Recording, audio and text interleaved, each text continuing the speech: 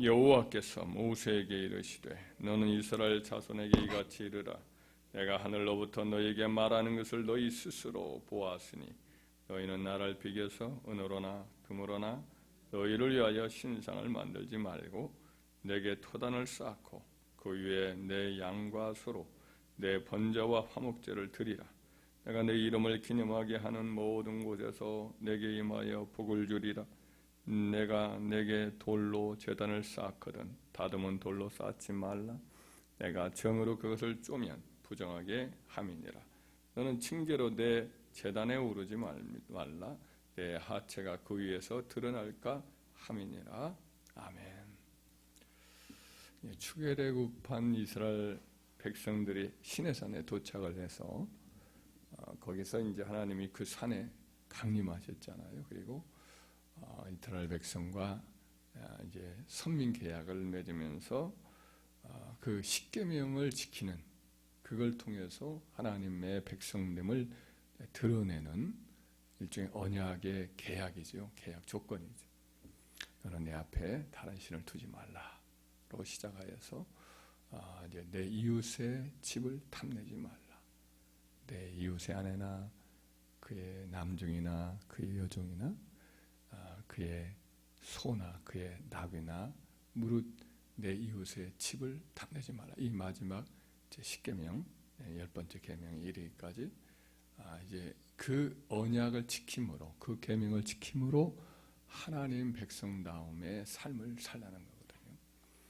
이렇게 10계명을 선포를 하나님이 직접 하시면서 가장 먼저 가르쳐 주신 두 번째 이어서지는 여러 이제 계명들이 있는데 그 계명들 가운데 첫 번째로 이제 하나님 앞에 제단을 어떻게 쌓을 것인가를 말씀을 해요. 그만큼 이제 하나님 백성이 하나님께 하나님 백성됨의 가장 첫 번째가 예배 드리는 것이라는 것을 볼 수가 있습니다. 바르게 예배를 드리는 것. 예배의 정신을 올바르게 해서 하나님께 예배 드리는 삶. 이게 이제 하나님 언약 백성의 최초의 가장 근본적인 삶의 자세인 거죠. 예배를 우리가 잘 드려야 됩니다. 그런데 이제 예배를 드리는 방식에 대해서 오늘 첫 번째로 말씀을 하고 있습니다. 이것이 이제 우리 그리스도인의 예배의 자세와도 똑같은 그 정신은 근본 정신은 똑같이 지금도 이어지고 있는 거죠. 그러면 그리스도의 교회의 제단, 예배의 방식 이것은 어떠해야 되느냐? 한마디로 이제 소박해야 됩니다. 소박하고 단순하고 질박해야 된다. 첫째로 우상을 만들지 말라라는 말씀을 여기서 가르쳐주고 있습니다. 22절 23절을 읽어볼까요? 여호와께서 모세에게 이르시되 너는 이스라엘 자손에게 이같이 이르라. 내가 하늘로부터 너에게 말하는 것을 너희 스스로 보았으니 너희는 나를 비교서 은이로나 금으로나 너희를 위하여 신상을 만들지 말고 친히 시내산에 강림해서 번개와 우레와 그리고 또 흑암과 불꽃 가운데에서 나팔소리 같은 음성으로 사람이 들으면 오금이 저리는 견딜 수 없는 그런 위험 속에서 말씀하시는 하나님을 너희가 직접 보았고 그 음성을 들었으므로 나를 어떤 말도 못하고 모양만 서 있는 우상으로 새겨서 만들지 말아라. 그 우상 앞에 절하거나 뭘 구함으로써 하나님을 대신한 그와 같은 우상 앞에 나를 섬긴다고 그렇게 하지 말아라고 분명히 여기서 말씀을 하고 있죠. 그래서 하나님의 성전은 어떤 영적인 어떤 존재를 묘사하거나 만들거나 사람이나 짐승이나 물고기 형태를 그려놓거나 그런 형식으로 해서는 안 되는 거예요. 그걸 이제 경배의 대상으로 삼는 그와 같은 것으로 삼아서는 안 되는 거예요. 그러나 이제 지금 천주교 같은 경우는 개신교와 달리 그런 것들을 굉장히 장려를 해요. 장려를 하고 성전에다가도 그런 것을 많이 만들어 놨어요. 로마의 시내에 있는 바티칸이라고 하는 독립된 천주교의 이제 성지와 같은 그와 같은 교황의 할당된 영지가 있습니다. 그 안에 여러 이제 성전들을 만들어 놨는데 중세의 전성 시대 때 베드로의 이름으로 만든 베드로 성당이 있습니다. 그들이 베드로를 영웅시하니까 그 베드로 성당 안에 여러 가지 이제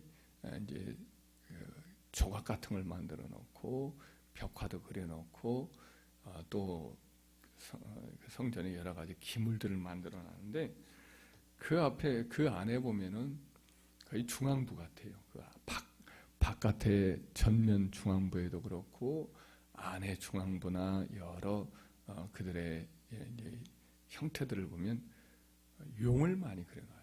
용, 날개를 이렇게 달린 용을 많이 그려놨어요. 그리고 또 수염소 이스라엘이 자라나던 시대에 다 수염소는 우상이거든요. 수염들을 형상화한 그런 것들을 그려놓고 있어요. 또 왕관을 쓴 독수리 이런 것들도 그려놓고 있어요. 그런 것들이 그냥 한쪽에 뭐 어떤 그림의 모습으로 마귀를 어떤 밟아버리고 침판하시려는 하나님의 어떤 뜻 가운데 하나의 그것을 묘사한 거라고 보면 괜찮겠는데 그게 아니에요. 중앙부에 있어요. 굉장히 강력하게 기록되어 있고 중앙부 이런 현관 들어가는 입구에 가운데 있고 그 안채에도 성전에도 그런 것들을 거의 뭐 중심으로 그려내죠. 그리고 교황들의 인장, 문장이라고 해요. 어떤 그 사람을 그 사람의 어떤 영적 권위라거나 이런 것들을 내세우는 하나의 그 가문의 문장이나 그런 것이 있는데 교황의 문장 안에 그런 것들이 많이 그려져 있어요. 이 사람들은 이상한 사람들이에요. 하나님이 심판한 마귀와 용들을 전면에 그려놓고 있어요. 자기의 인장 안에 그걸 새겨놓고 있어요. 베드로 성당의 중앙부에 그런 걸 그려놓고 있어요. 희한해요. 용을 왜 그렇게 그들이 좋아하는지는 몰라요. 그래서 이 사람들은 이걸 지금 하나님을 섬긴다고 성전을 만들어놨나 마귀를 섬긴다고 이렇게 했나 이게 아주 의심스러울 정도, 현저하게 의심스러울 정도로 그걸 전면에 세웠어요. 그 안에 또 제단 같은 걸 만들어놨고 있는데 그 제단이 섬기는 제단인지 뭔지 묘하게 만드는 4개의 기둥으로 만드는 그 기둥들도 뱀의 그 기둥으로 만들어놨어요. 4개가 뱀으로 되어 있어요. 사진을 찍어놔 있으니까 뭐 의심할 여지가 없는 것 같습니다. 조작하거나 그런 것 같지 않고 오래전부터 뭐 사진 조작이라든지 이런 것들이 만들어 놓기 전에 지금까지 시제라는 거지 이런 것들이 만들어지기 전부터 계속해서 유출되어 있는 사진이거든요. 이 천주교가 그래서 이것저것 혼합되어 있죠. 우상 섬기고 잡신 섬기고 예를 들면 뭐 우리가 다 지나가면서 보지만은 천주교의 앞마당에는 천주교당 앞마당에는 예수님을 품에 안았던 마리아가 번연히 있고 지나가던 천주교인 이 사람들이 그 앞에서 이러고 기도하고 있죠. 마치 여기 불광사 그 앞에 그 부처님 있는 그 부처님 그려진 부처의 상이 있는 그 앞에서 지나가던 봉소산 등산객이 거기서 이렇게 아침에 기도하고 가거든요. 이와 같은 거 똑같은 형상을 만들어 놨어요. 이와 같은 천주교는 혼합종교죠. 혼합종교. 성경이 분명히 말하고 있는 어떤 우상도 내게 만들지 말아라 라고 말한 것을 사실은 전면으로 무시하고 위배하는 그런 짓을 하고 있음이 분명합니다. 그래서 아무리 멋들어진 우상이나 금과 은과 보석으로 치장한 우상, 현란한 색채의 곤경한 기술로 치장해 놔서 그걸 우상으로 이거는 교육용이다 해도 사람들이 넘어가게 되어 있는데요. 그런 거 하지 말라고 분명히 말했던 하나님 말씀을 무시하며 그것을 교육용으로 한다. 이런 것은 말이 맞지 않은 거지. 우리는 하나님이 우상을 미워한다. 이걸 명심하고 사실은 십자가도 하나의 형상화해서 그 앞에서 절하고 뭔가 그것이 우리에게 복을 줄 것처럼 뭘 구하는 형태의 기도 행위 이런 것들은 사실은 옳지 않아요. 사실은 성전 앞에다가 만들어 놓는 경우도 혹 있습니다. 십자가의 정신을 항상 기억하고 우리 주님이 우리를 십자가에서 죽으심으로 우리를 대속하셨다. 이것이 굉장히 중요한 성경의 가르침이니까 십자가를 상징적으로 세우는 것 정도는 그냥 봐줄 만은 해요.